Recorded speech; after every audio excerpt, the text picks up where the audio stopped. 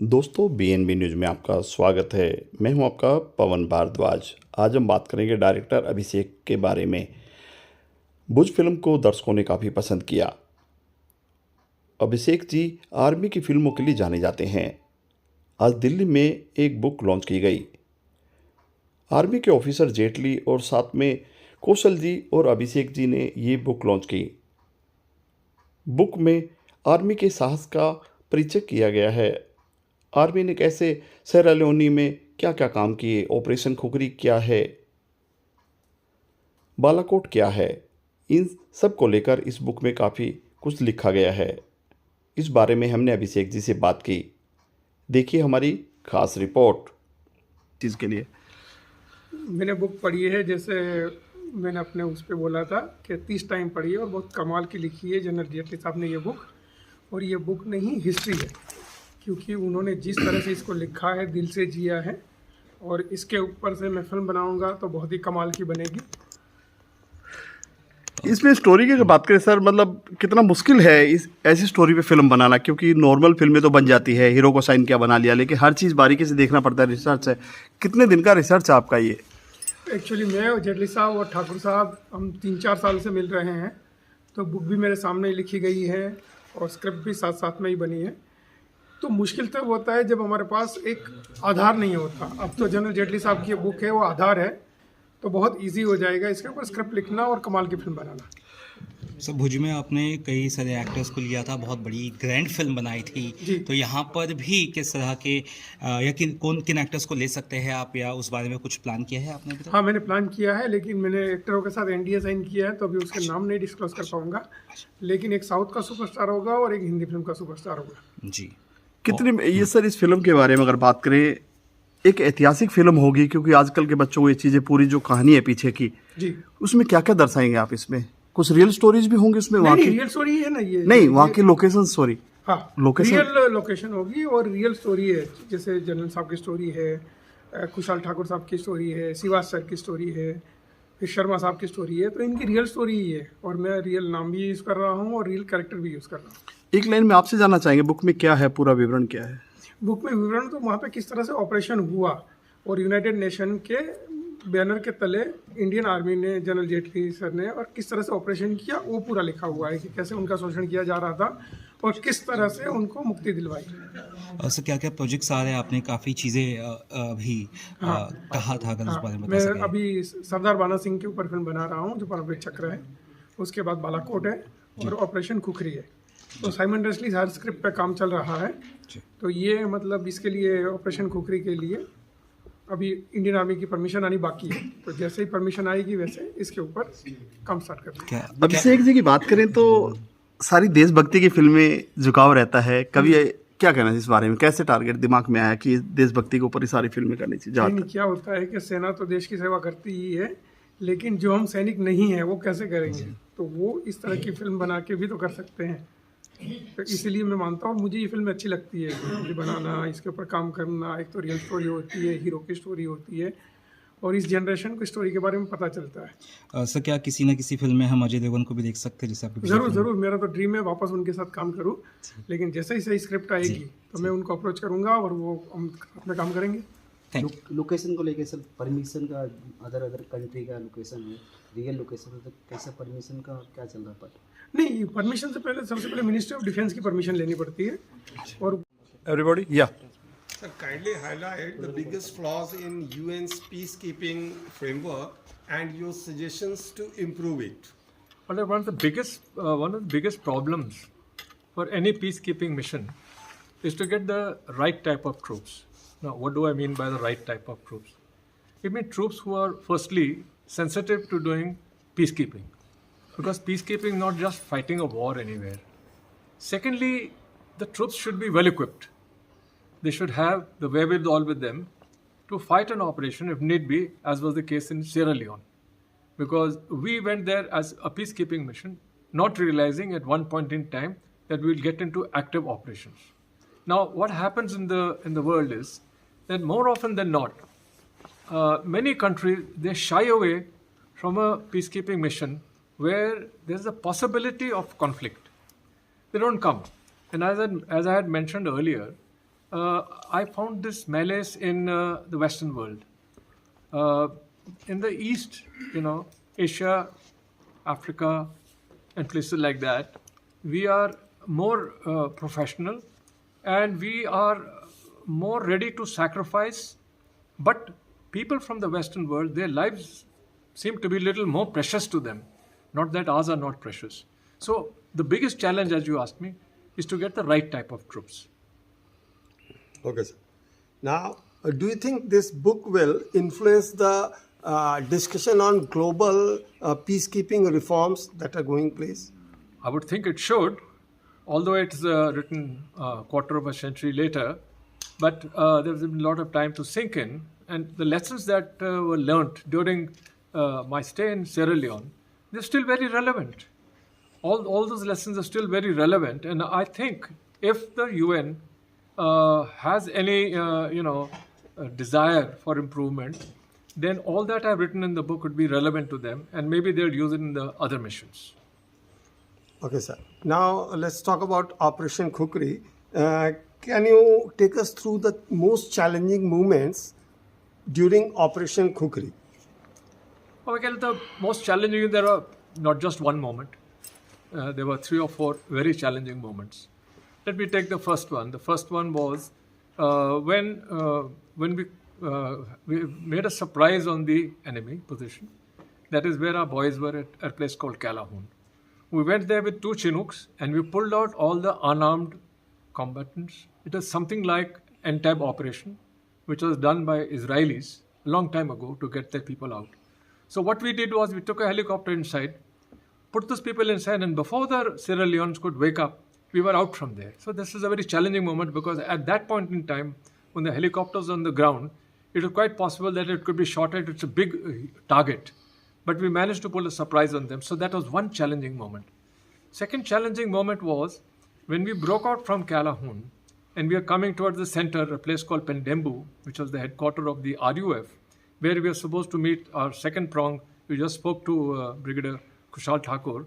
He was coming from south he was going north. And the people in Calhoun were coming from north to south, and they were to meet at Pendembu.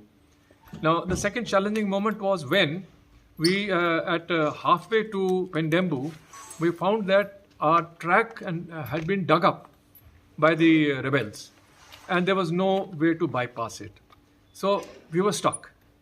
So what we did was we did sudden, quick thinking at the headquarter level, and I told my sector commander, Brigadier Mehta, who later became a lieutenant general and later became military advisor to the Secretary General, and unfortunately is no longer with us in this world, a very fine paratrooping officer. I told my sector commander, go and drop some bridging equipment there. So the Air Force fellows who are also here today, they were only too willing to do everything. So they went and dropped bridging equipment with the result that the gap got bridged and my vehicles went across, my troops went across. Of course, we were shot at, we shot back. And they did this again, just near Pendembu for the second time. And the second time we did the bridging also.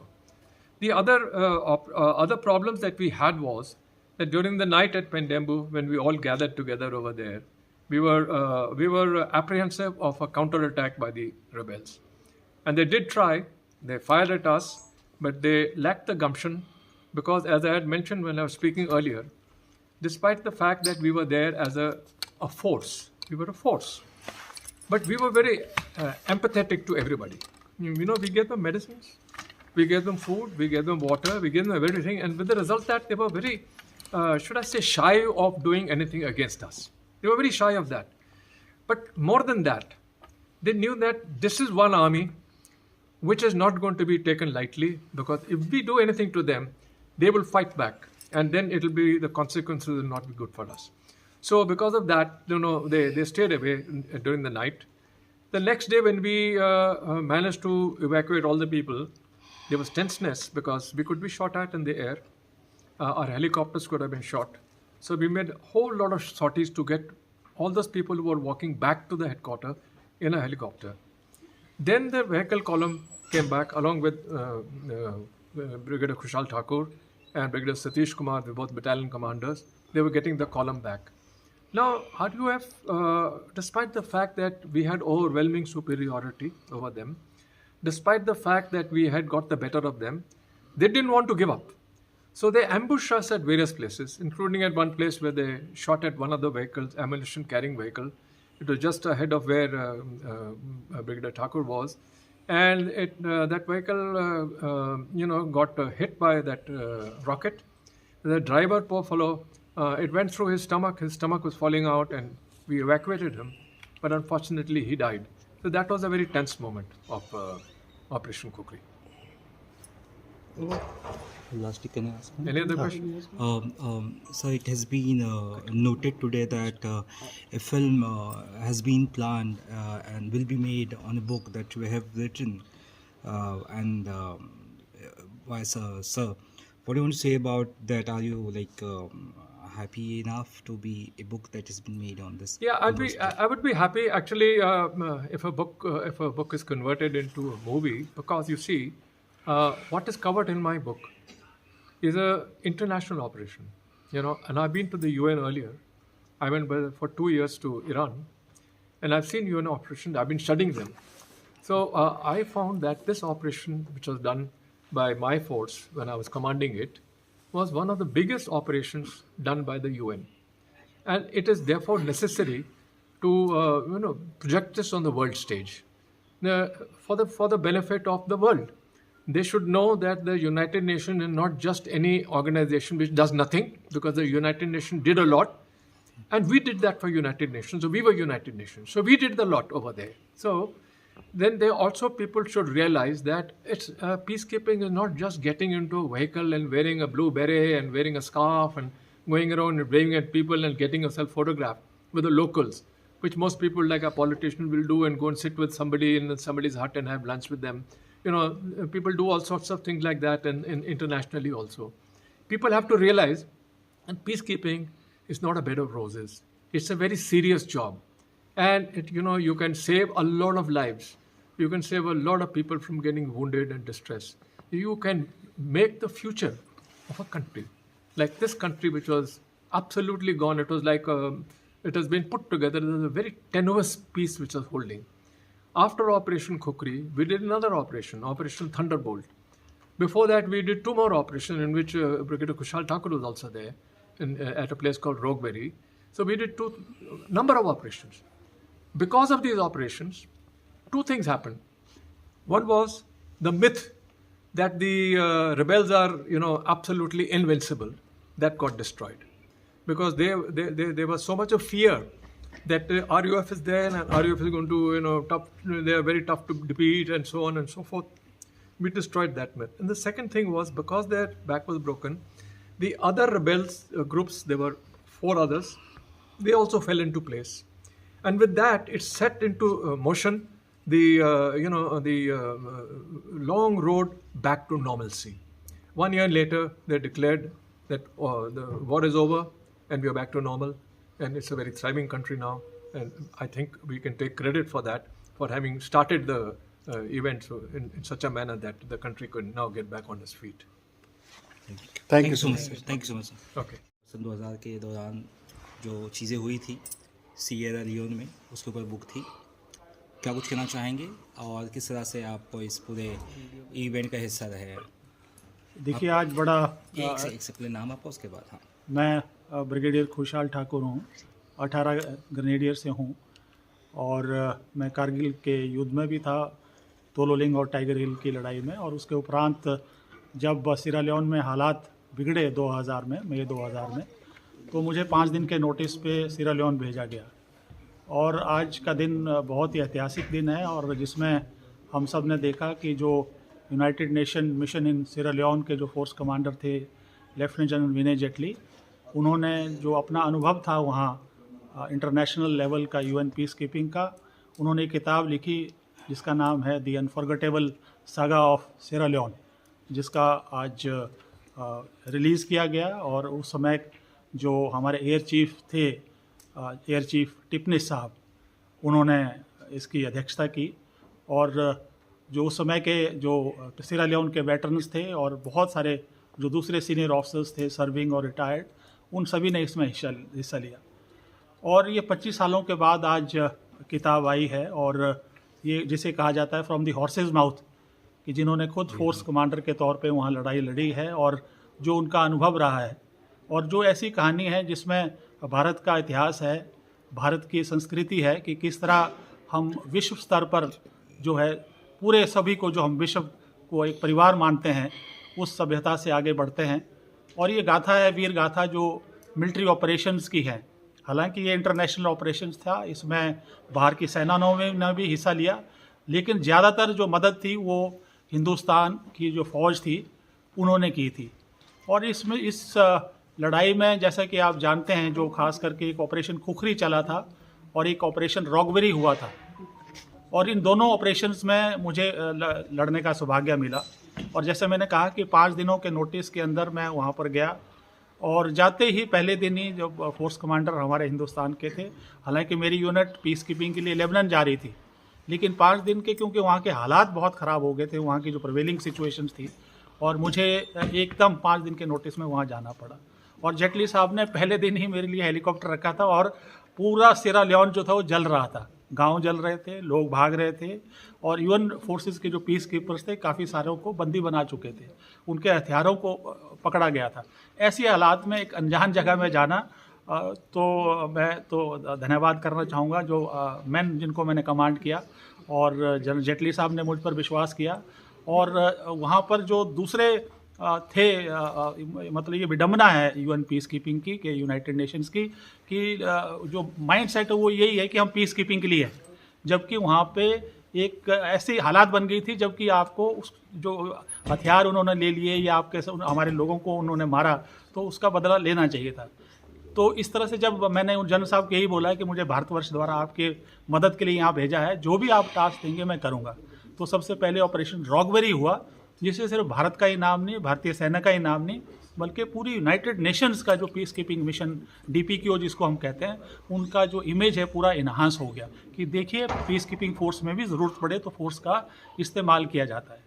और इस तरह एक अंतर्राष्ट्रीय स्तर पे, world over पे एक operation khukri किया गया, जिसमें 234 जिसमें भारतीय थे, जिनको एक किस्म से उनको डिटेन किया गया था और रेबल्स के द्वारा, RUF द्वारा उनको निकाल के आया जंगल्स में 100 किलोमीटर अंदर जाने के बाद, जिस ऑपरेशंस को जनरल जेटली साहब ने पूरा कंसीव किया और उसको पूरा एग्जीक्यूट किया।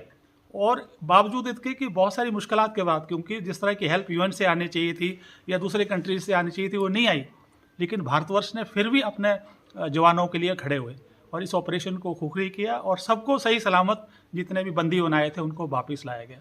और अच्छी बात है कि उस समय के जो फोर्स, जो हमारे डिफेंस मिनिस्टर थे जनरल जॉर्ज फर्नांडिस, वो भी आए थे और सबको शाबाश दी है। तो आज ये बड़े गर्व की बात है कि ये किताब आई है और पूरे उनके अपने व्यक्तिगत अनुभव है, और बिल्कुल ये एक तरह का गॉस्पेल ट्रूथ जिसको हम बोल सकते हैं। और ये अंतर्राष्ट्रीय लेवल पे भी बहुत सारे लेसन सिखाएगी, हमारे मिलिट्री लेवल पे जो पीस कीपिंग के लिए जो आने वाली पीढ़ियों के लिए बहुत सारे लेसन सिखाएगी, और हमारे लिए एक ऐसी गाथा है कि भारत की सेना कहीं भी अगर जाती है तो हमेशा अपना वीरता और साहस से अपना जो काम है उसको पूरा करती है। Thank you sir. ठीक है, इतना ही।